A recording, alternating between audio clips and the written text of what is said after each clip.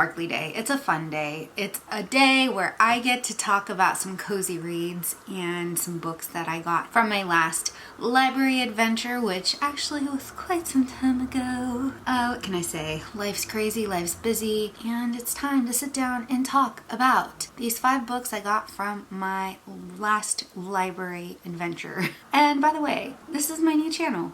I'm excited to be here with a new booktube video. For several years, I've been uploading content on other channels. I've done some booktube content, I've done TBRs, I've done library reads, etc, etc. I did not upload the short for the library adventure here, but it is on my other channel if you want to check it out. It's linked below. Before I dive into the books that I've read, I want to talk about my point system. I have it broken down a little bit more in the description box, but basically I rate books based on 3 principles: the depth and premise of the story. Is it riveting? Is it compelling? Does it draw you in? Is it interesting? The overall style, composure, language, structure. Is it a literary treat? Is it easy to follow? Is it easy to understand? Is it something that you enjoy reading? And finally, the flow, the story arc, the climax, the resolve. Does it feel cohesive? Are there plot holes? Are there questions unanswered that are driving you crazy? Those are the 3 main things I rate my books on. I know a lot of people like 5 stars, but you know what? I'm just too detail oriented for that. So I go a 10, okay? Okay, I think we're good. It's coffee o'clock, by the way. I'm almost out. So a little backstory. Because everything's in storage and I am in the process of getting moved eventually, I can't justify buying a bunch of brand new books because where am I gonna put them? And also, I really don't want to have to pack more boxes, you know what I mean? So I decided to take advantage of my local library because why not? It's free. It's free. It's free. And also you get to explore and have fun and look around and see things and books that you may not ever see because bookstores almost always carry all the new stuff. Or you can also take advantage of the free ebooks, and that's really cool, or an audiobook or whatever kind of book you want. Physical, digital, audio. Awesome. Cool. Libraries are great. Take advantage. I've got my cozy candlelit, which actually you can't even see. Why did I even bother? Anywho, I smell it. It's like cozy fire. I'm filming this and it's the end of July and it's like 80 degrees out. But we're gonna pretend that we're back in October. Forget the fact that I'm actually drinking iced coffee and I'm not in a sweater. But I've got some cozy reads, and if you're looking for some fun books, then let's get to it. So the 5 books that I got at the library were That Old White Magic by Sharon Pape, The Afterlife of Mal Caldera by Nadi Reed Perez, Negative Space by Gillian Linden, What We Leave Behind by Christine Gallagher Kearney, and A Grim Reaper's Guide to Catching a Killer by Maxi Dara. Woo! Most of these books were sitting on a shelf of librarian picks for the fall. So these are not summer reads, but if you're looking for some fun things to start off a summer ween or, you know, early fall vibes, I got you covered. So let's start off with That Old White Magic. The 3 words I would use to describe this book are fun, whimsical, and charming. If you like New England spells and magic and fun mysteries, this would be a good read. The series is really fun. I've read 2 and 3. I'm going to the library again soon and I'm hoping to find number 1. If I can't, then number 4 or 5. And if I can't find those, then used bookstore, here I come.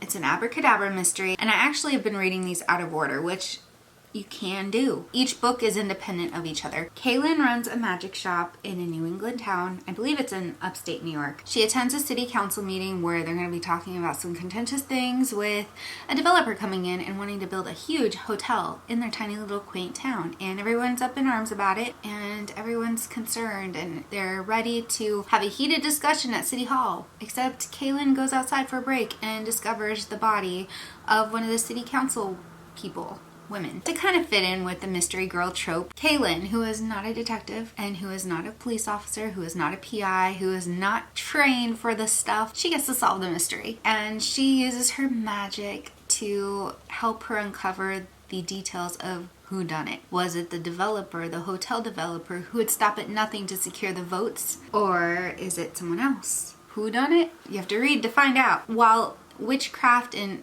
magic are big themes of the book. It doesn't follow the typical trope of witchcraft. I don't even think they use the word witch in here to describe her. It's more elemental magic, I guess. I don't know much about magic. I don't know much about anything like that. The theme of witchcraft is more of an enhancement to the story, not a plot point, not a prop. There's also some zany characters like her aunt and Merlin. Yes, that magical wizard Merlin, who make the story fun and exciting. So out of 10 stars, I would rate this book about a 6.5, 7. And the reason for that is because while it's a good book, I enjoy the read, I feel like the story does follow a typical mystery girl trope. And while I do enjoy mysteries and I love that trope, it is a little predictable. All right, this next one, oh, The Afterlife of Mal Caldera. The 3 words I would use to describe this are playful, familiar, and evocative. It's not playful in like a whimsical kind of sense, but it's playful in the thoughts and the uniqueness of it, playing with the idea of what happens in the afterlife. Mal Caldera is dead, but she's learning how to live in the afterlife. She was a rock star. She's bisexual, and she was very rebellious against her mother. They're a Latina family, a Catholic Latina family, so there's a lot of expectations about how a girl should behave, who she should love, etc. So that's a pretty big theme throughout the book, and she defies all of that. However, she's dead. The story is about her accepting the fact that she's dead. She has a sister, and she wants to let her sister know she didn't off herself, but she doesn't know how to get that message through. She's learning how to coexist with other spirits on the other side. She finds a medium who is a young man who thinks he's crazy, and turns out he's not. He just sees ghosts and poltergeists and all the things. His name is Ryan, by the way. She spends time with him, and he helps her send messages and talk to her sister, and their relationship evolves. She finds out what it's like to live while dead. She's rueful of the things she missed out on while living. She wants to hold on to life for dear life, but grapples with the realization that she's being selfish by holding on to the living, to not let them go as they have to let her go. So that is what this book is about. It's about the experience of realizing what regret feels like and accepting the circumstances she's in, learning how to embrace a new journey, even if it's not life in corporeal form. It's a beautiful story. It's funny. It's emotional. It makes you think. It makes you feel. It makes you think about the life you're living. And I love this story. I just love the idea of thinking about what it's like on the other side. Like, what happens when we die, you know? It's a question that everybody has at some point in their lives. I love that Nadi explores that in a playful way, in a way that's thoughtful. In my opinion, I think it's unique. And I think a lot of people who especially enjoy that kind of theme would enjoy this book. Out of 10 stars, I actually give this one a 9.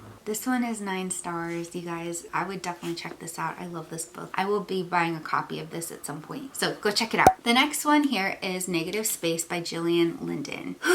So the 3 words I would use to describe this book are satirical, dark-humored, hyphen in between, and poignant. Now, this takes place in a post-COVID world, and it's about a private school teacher who works with affluent students, and it follows her throughout the span of a week. She's a busy mom. She's got a husband who's almost, I won't say an absentee husband, absentee father, but he's busy, and he makes it known that his work is more important than hers. And she struggles with what I think is a neurospicy demeanor with life and her children. They're absurd. The reason I say this is satirical is because it overemphasizes or exaggerates certain traits that people find in other people. Especially if you're neurodivergent, you look at things through a different lens, a different perspective. It doesn't specify, but some of her characteristics, some of her quirks kind of lead me into thinking that maybe she's a little neurospicy, okay? Her perspective on things is really unique. The loudness, the boisterous nature of her children cracked me up, but also gave me cringe moments because it's like, oh my gosh. And that's why I'm glad I don't have kids.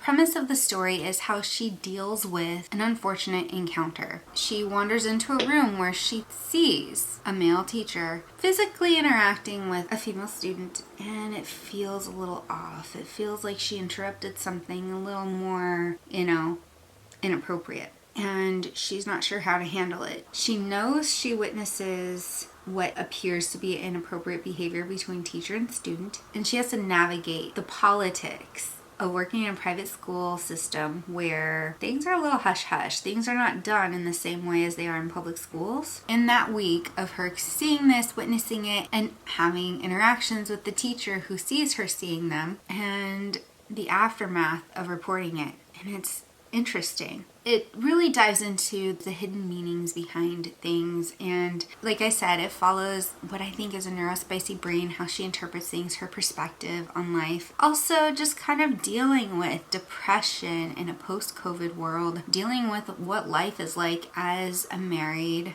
mom who works part-time. And I thought it was very thought-provoking. However, some of the things that I thought were kind of challenging about this book, the story can be a little confusing in trying to follow who's saying what, who's doing what in the timeline. It jumps a little bit here and there, or it feels like a little disjointed at points. But overall, I think this would be fun to explore in a book club, or even in maybe a college literature course, especially for modern literature. I do see a book like this being read in college courses, maybe in the future when we talk about COVID as a historical event. The literary value there is there for that purpose, but as a story, it wasn't an escape for me. It was more like literature. Like, I would read this in a college course, and I think that's why it lends itself to being more academic reading versus enjoyable reading for me. And not that I didn't enjoy it, because I did. It's just not my typical go-to kind of book, but I am glad I read it. And if I were to rate it based on those 3 principles that I talked about with the 10-star rating system, I give it a 6. It's mostly because it's hard to follow characters and who's saying what. It does feel a little choppy in some ways. And perhaps that was intentional to kind of mirror how her brain functions and how she sees the world. Again, that could be a literary discussion point in a book club or college course, but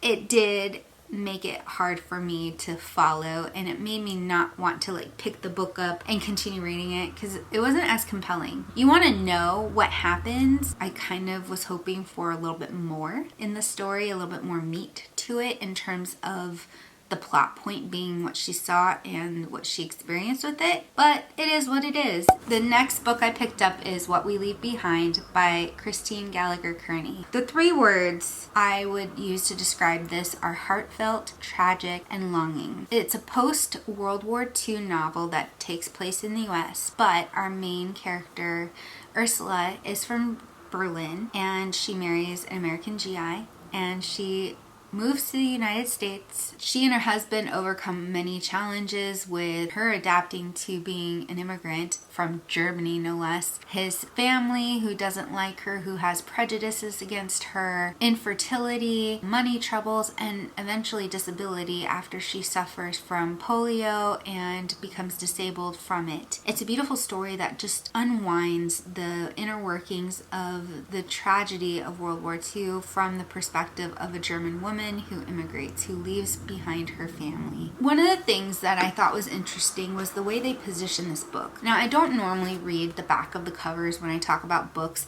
but it's very specific here where it says that the American dream proves elusive. She is struck with polio and then shocked by the sudden death of her GI husband. Okay, spoiler alert, her husband doesn't die until about here, the latter third of the book. So you're reading 2/3 of the book wondering when this is going to happen. And it says that that's the point of the book. But I didn't find that to be true. And then it goes into saying that without a spouse or the child she just so desperately wanted, she must rely on her shrewd survival skills from wartime Berlin. She takes in a boarder to help make ends meet. She soon falls in love with the Argentinian medical technician living in her spare bedroom, but his devotion to communism troubles her, and when she finds herself pregnant with this child, she is faced with the dilemma how to reconcile her dream of motherhood with an America that is so different from what she imagined. All that happens in this last third of the book, which I found an interesting choice to focus on that, because leading up to that point, it talks about her life struggling with adaptation, becoming an American citizen, dealing with the prejudices against her with his family, infertility, the polio. Those are the main components of the story. The latter part of his dying and her becoming pregnant are very small. And if you read the information about the author, this is based on the author's maternal grandmother. The maternal grandmother is someone she never met because her mom was adopted. Christine did research to find out more about her maternal grandmother. Her grandmother had passed before she had a chance to meet her to get her story. So she pieced together this story based on other people's interpretations of her life, etc. And she fictionalized a lot of it as well in what I imagine was her point of view, which I found to be a beautiful retelling of a life she never knew, and to give honor to a grandmother she never got to know. But as a criticism, I think the back of the book is so inaccurate, and I find that to be really important because as I was reading this book, I had expectations of when these things would happen, because when you read a book,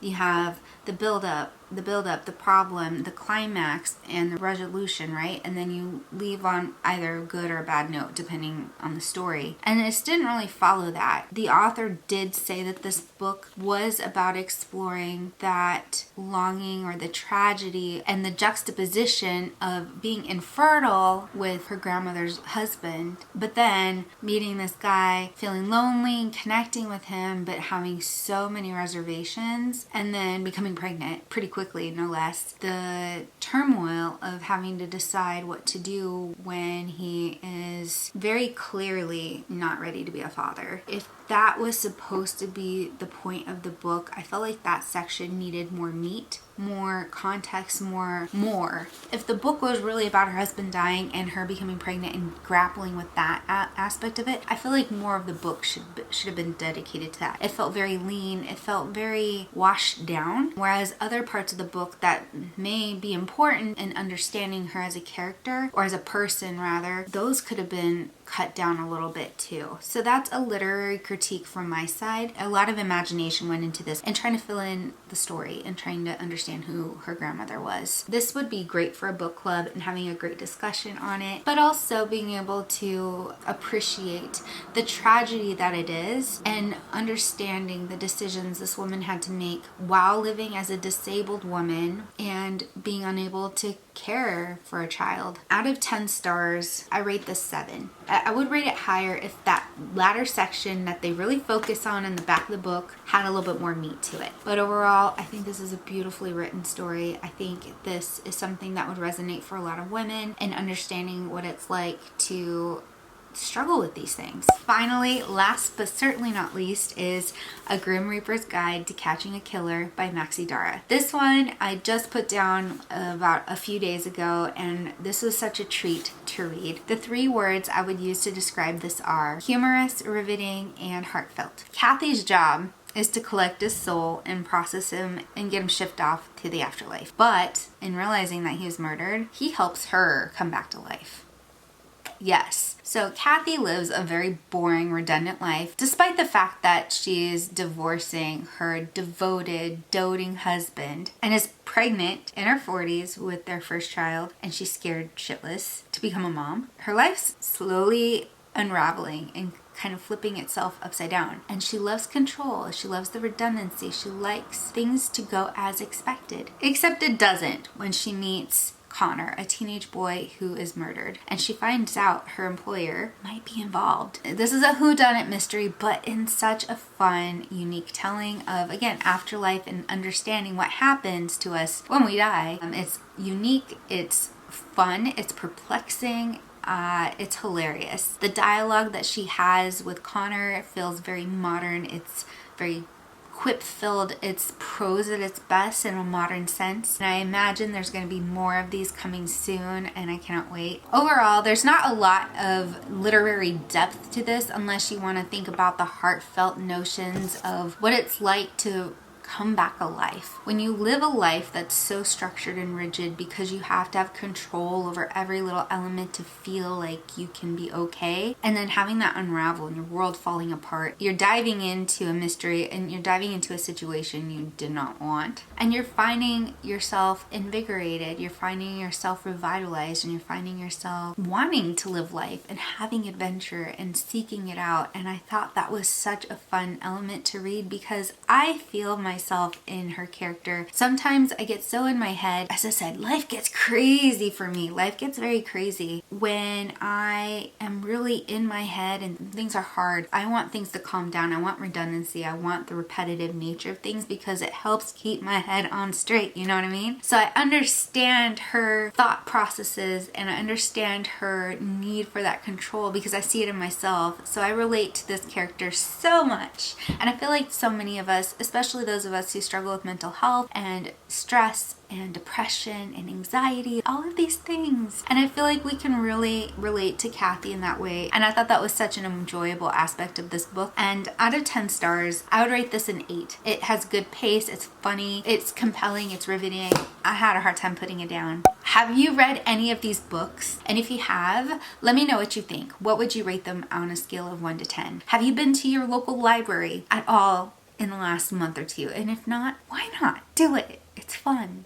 I promise. And it's free. In this economy, we all could use some free stuff, you know what I mean? Anyway, I hope you enjoy this video. Let me know what you think, and I hope you all take a moment to subscribe. And if you're interested in bookish, cozy content, chronicles of a 30-something-year-old living her best life as a single woman and someone who loves adventures, then click that subscribe button. Stay sparkly, my unicorn friends. Be a unicorn today, and I will see you in the next video. Have a good one. Mwah. Bye.